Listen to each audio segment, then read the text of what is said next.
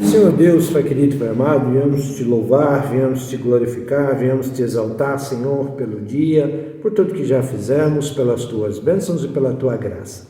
E venho lhe pedir em nome de Jesus um restante dia abençoado e que durante a reunião, Senhor, que estaremos aqui agora, Senhor, possamos sentir a tua presença e possamos passar momentos gostosos, ó Pai, em comunhão com os irmãos. É os que eu te peço, que eu te agradeço em nome de Jesus. Amém, Pai, e aleluia. Hoje nós vamos falar sobre um texto que está lá no livro de Mateus, capítulo 16, no versículo 13. Nós vamos ler do 13 até o 20. Quando Jesus entrou no território da Cesareia de Filipe, perguntou aos discípulos: quem as pessoas dizem que o Filho do Homem é? Eles disseram: alguns dizem que é João, o imersor, João Batista. Outros, Elias, e outros, Isaías, ou um dos profetas. E vocês? Lhes perguntou: quem dizem que eu sou? Simão Pedro respondeu: você é o Messias, o Filho do Deus vivo. Simão Barjonas. Jesus lhe disse: quão abençoado você é, porque nenhum ser humano lhe revelou isto, de forma nenhuma, mas sim meu Pai, que estás no céu. Eu também lhe digo isso: você é Pedro, que significa pedra, e sobre esta pedra edificarei a minha comunidade, e as portas do inferno não poderão vencer. Eu lhe darei as chaves do reino do céu. O que você proibir na terra será proibido no céu, e o que você permitir na terra será permitido no céu. Então ele advertiu os discípulos de que não contassem a ninguém de que ele era o Messias. É um texto relativamente conhecido, e eu estava orando e perguntando para Deus sobre o que nós iríamos falar. Hoje de manhã eu estive na igreja durante todo o período da manhã, fazendo umas alterações lá que precisava. Eu estava orando e falando para Deus: Deus, eu ainda não sei o que eu vou falar hoje à tarde. E aí veio esse texto no meu coração. E aí, quem nós dizemos que Jesus é? Se Jesus fizesse essa pergunta para você hoje, o que você responderia para Jesus? Lígia, se Jesus olhasse para você hoje e perguntasse: Lígia, quem eu sou para você, Lígia? Lídia, é muita coisa. Ele é maravilhoso. Maravilhoso. Ele é bondoso, ele é rico, ele é tudo. Para a minha vida ele é tudo. Arlete. É isso mesmo que ela falou. Eu nunca fui de pedir, eu acho que eu já até falei isso aí. Você entendeu? Eu nunca fui de pedir nada para Deus, nada para Jesus, você entendeu? E eu continuo assim, eu não peço muito não. Mas eu agradeço o que eu consigo, o que eu tenho, sou muito de agradecer. E não sei quem que falou assim para mim, a semana passada. Aliás, você fala bom dia para tanta gente no WhatsApp, eu tenho 60 no meu WhatsApp. E vai entrando mais, mas é mais por causa da praia. E você fala bom dia para Jesus? Eu falei, nossa, sabe que eu não falo? Aí eu comecei hoje. Eu agradeço, eu falo bom dia, porque ele é o máximo, né? Ele é tudo assim. Mas eu não sou muito de pedir, não. Marlene, quem é Jesus para você? É meu irmão, meu amigo, meu pai é Deus. Você entendeu? Ele é isso para mim. Marlene? Para mim, Deus é tudo. Tudo. Difícil você falar que ele está sempre pedindo, né? Para ele te guardar, para ele te iluminar, mas ele está sempre vendo você. Com certeza, porque você é iluminado por ele. Acho difícil uma pessoa falar que Quem é Jesus para você? Se ele te perguntasse: que eu sou para você? Igual a dona Margarida.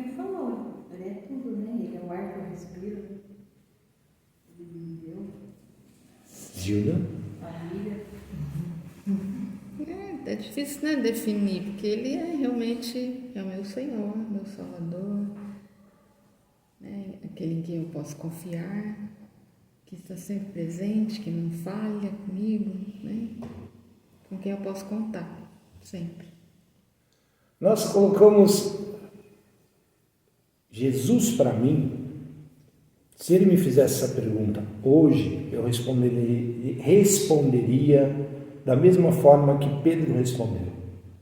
Tu és o Messias, Deus. Tu és Deus. Tu és tudo. Tu é tudo. Tu estás em tudo. Tu é o princípio, o meio e o fim. O alfa e o ômega. Nós muitas vezes temos dificuldades em colocar Jesus e Deus no mesmo patamar. Nós muitas vezes nos esquecemos que Jesus é Deus. É verdade. Tá certo? Uma das coisas que eu vi a Arlete comentando, isso não é uma crítica não, tá, Arlete? É que muitas vezes nós nos esquecemos desse detalhe. Jesus, eu não vou chamar Jesus de Pai, porque Pai é Deus. Mas quando eu estou na dificuldade, eu não tenho, graças a Deus, eu tenho uns negócios aí eu nunca falo assim, meu Jesus, eu falo, meu Deus. E a maioria fala assim, meu Deus, e agora? Né? Você não fala assim, Jesus, e agora, né? A maior parte do ser humano fala, meu Deus. E nós nos esquecemos, usando esse mesmo exemplo que você deu, e nós nos esquecemos que quem intercede por nós diante de Deus é Jesus. Olha aí. Tá vendo? Ele é o meu intercessor. Ele é o meu advogado. Então, quando nós temos alguma petição, nós fazemos primeiro para Jesus e Jesus leva a Deus. Eu posso fazer direto para Deus? Posso. Também posso. Mas quando eu tenho que interceder por algo diante de Deus, o meu intercessor se chama Jesus. Olha aí, tá vendo? Tudo bem? A palavra diz isso. E por isso que ele fala para Pedro, quando Pedro reconhece esse senhorio, e veja, muitas vezes nós nos atentamos para isso, esse é o mesmo Pedro, que alguns capítulos mais para frente vai negar Jesus, na sua crucificação. Será que nós muitas vezes não fazemos isso? E olha que Pedro ganhou uma moral razoável nisso daqui, né? Quem as pessoas dizem que o Filho do Homem é? Eles disseram. Alguns dizem que você é João Batista, outros dizem que você é Elias, outros dizem que você é Isaías. Ou seja, fazem comparações. Uns dizem que o Messias, na verdade, ele vai ser um profeta. Ou ele vai ser um pregador, um evangelista, como João Batista foi. Um homem ousado, que tinha a condição de enfrentar os poderosos de Israel. Outros dizem que você vai ser um profeta ousado, que o Messias vai ser um profeta ousado, como Elias foi. Outros dizem que você vai ser um profeta não tão ousado em atitudes, mas será ousado na palavra como Isaías era, como Isaías foi. É isso que eles estão dizendo. Até que Pedro vira e fala assim, não. E para vocês, quem eu sou? Pedro toma a frente, por ser bem mais afoito que os outros. Pedro diz, tu és o Messias, o Filho do Deus vivo. Aquele que nós aguardamos para ser o nosso rei. E esse mesmo Pedro, mesmo tendo dito isso, tendo estado com Jesus, andado com Jesus, visto Jesus, É o mesmo Pedro que vai lá e nega Jesus 3 vezes. Por medo. Por medo. Por que Pedro fez isso? Porque vida com Jesus é vida de caminhada, de andar junto, de estarmos juntos, de estarmos presentes. É continuidade. Isso é fé. E ela só tem guarita e entrada no nosso coração, ela só se torna viva e eficaz a partir do momento que eu coloco ela em prática. Ou seja, eu deixo só de pensar e de falar, mas passo a vivê-la. Isso é fé. Depois eu quero contar um negócio, gente. Isso é fé.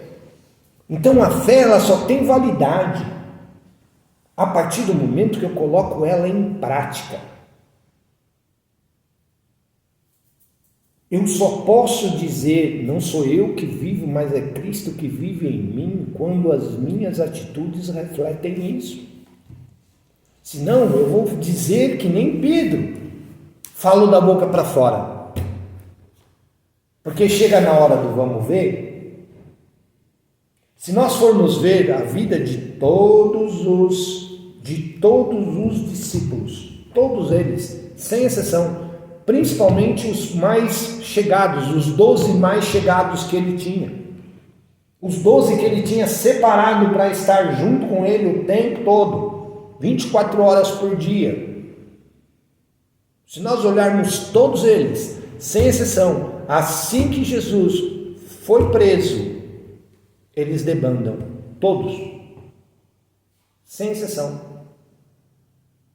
Vai cada um viver a sua vida. E estavam com ele.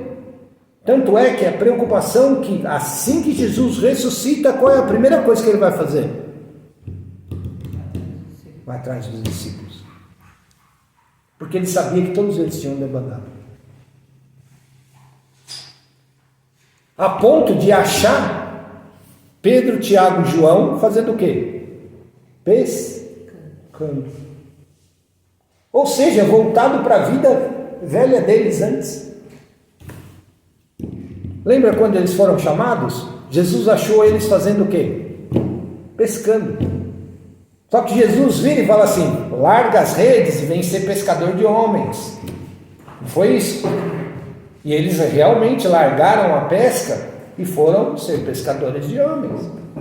Quando Jesus morreu, qual a primeira coisa que eles fizeram? Voltaram para a vida velha. Então, vivência com Deus, vivência com Jesus, reconhecer o senhorio de Jesus nas nossas vidas, é simplesmente dizer: olha, o homem é velho, ficou para trás, morreu. É que hoje é pregado um evangelho sem sacrifício. Lembra a história do evangelho rodoviária, a igreja rodoviária, que é a igreja de passagem, evangelho sem compromisso? Eu tenho escutado muito assim, Deus é amor e que não sei o que e tal, eu não preciso fazer nada, aceitei Jesus, estou salvo, lindo, bonito, maravilhoso. Se esquece que o mesmo Jesus que diz que é um Deus de amor, também diz: aquele que não toma a sua cruz e me segue não é digno de mim.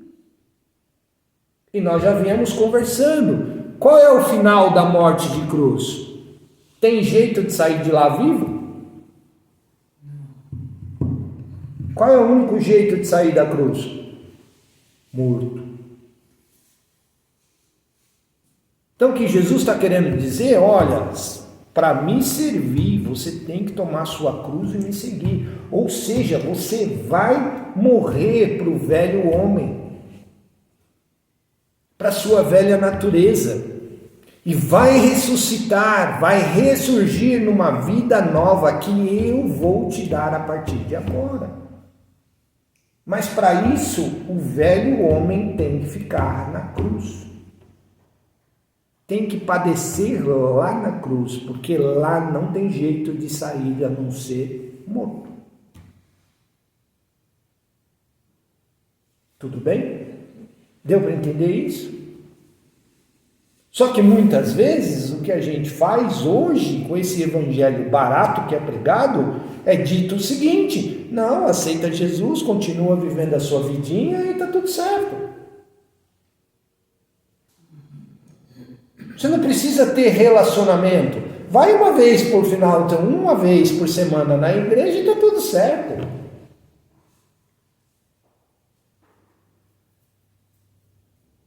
Lembra da história de Adão? O que Deus fazia com Adão todo final de tarde? Descia para conversar com ele. Ou seja, ele queria relacionamento com Adão. E isso ainda não mudou. Então essa história de, não, eu procuro Deus uma vez por semana ou quando eu estou precisando, está tudo certo. Não é real. É um evangelho vazio.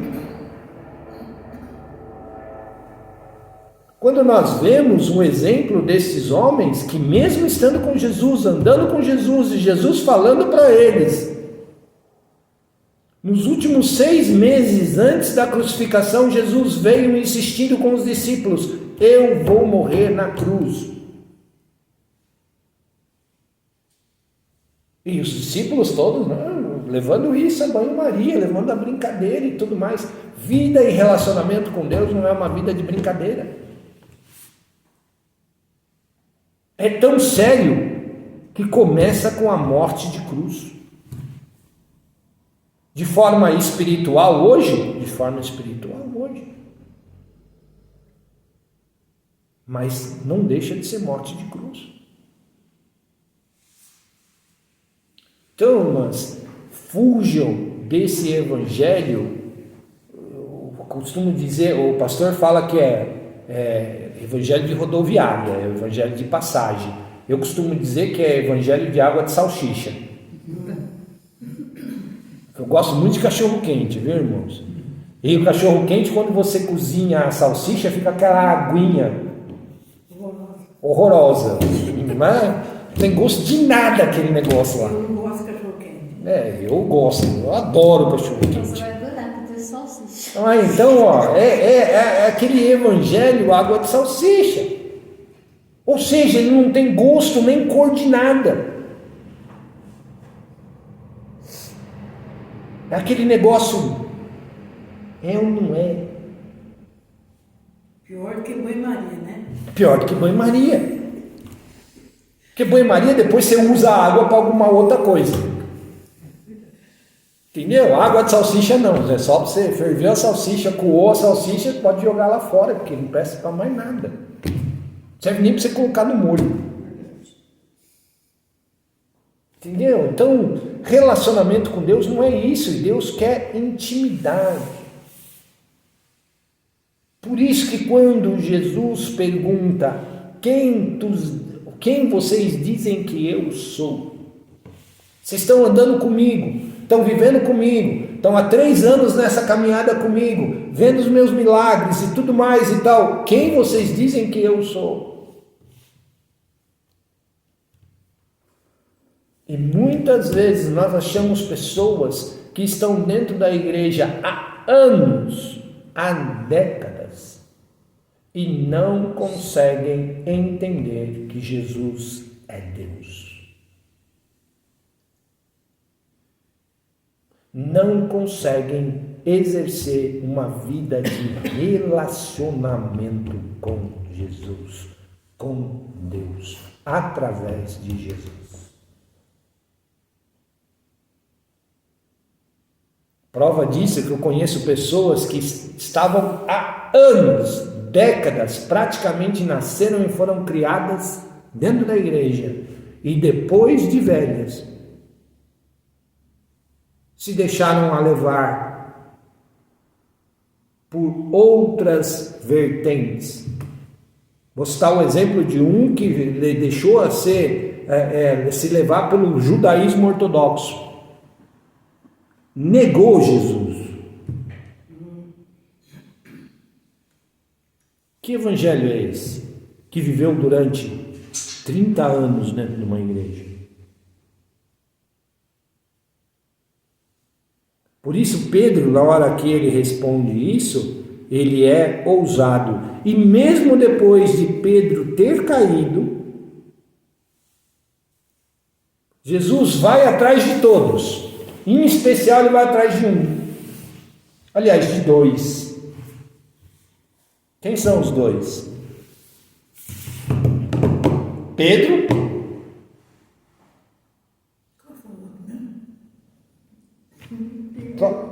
Toca aqui na minha mão. Quem que era? Tomé. Toca aqui. Só acredito vendo, né? Só acredito vendo. Toca aqui na minha mão. E mesmo assim, Deus é tão fiel à sua palavra que Jesus honrou o que tinha dito para Pedro. Pedro, por causa desse reconhecimento de tu saberes que eu sou o Messias, embora ele soubesse que mais para frente Pedro iria negá-lo e que ia passar por toda aquela situação. Eu vou te dar as chaves dos céus, Pedro. Aquilo que você ligar na terra, que você dizer, olha, vai ser feito assim, na terra vai ser feito. E aquilo que você dizer não vai ser feito, não vai acontecer, Pedro. Por causa da tua fé. Por causa da tua palavra. Por causa da tua atitude. E se nós formos ver a vida de Pedro, após esse reconciliamento que ele tem com Jesus, após ele ter dito, Jesus, tu sabes que eu te amo. Tu sabes. As 3 vezes, Pedro foi um homem diferente. Nós não vemos Pedro negando a esse Jesus nunca mais. Pelo contrário, quando Pedro foi dito para ele, Pedro, você vai morrer e nós vamos te crucificar. Tudo bem, mas eu vou morrer por amor a Jesus. Não vou negá-lo. Mas não quero morrer como ele. Se vai ter que ser morte de cruz, beleza, mas que seja de cabeça para baixo. Não quero ser crucificado de forma igual. A ponto desses homens, por exemplo, João, que escreve o livro de Apocalipse, de ser considerado o discípulo amado, os romanos tentaram matar ele 3 vezes. Sabia disso? Que João foi tentado matar 3 vezes. Uma vez tentaram fritar ele vivo, num tacho de caldeirão de óleo quente. Saiu de lá ileso. Pegaram num abismo, foram lá, jogaram ele e tudo mais, tal, acharam ele andando, caminhando no abismo assim. Até que viraram, colocaram uma bola de ferro no pé dele e colocaram ele em Patmos e falaram assim, agora ele morre lá. Porque já que a gente tenta matar ele, não dá certo. Isso é vida, é relacionamento com Deus. Isso é saber reconhecer o senhorio de Jesus nas nossas vidas. Amém? Pensa e trabalha esse pensamento. Quem é Jesus para você? E se você chegar numa resposta diferente de que Jesus é Deus, se você não tem essa convicção ainda, ore e peça ao Espírito Santo para que Ele traga essa revelação para você. Você vai perceber que a sua vida, o seu relacionamento com Ele vai ser transformado. Amém? Aí deixa eu falar.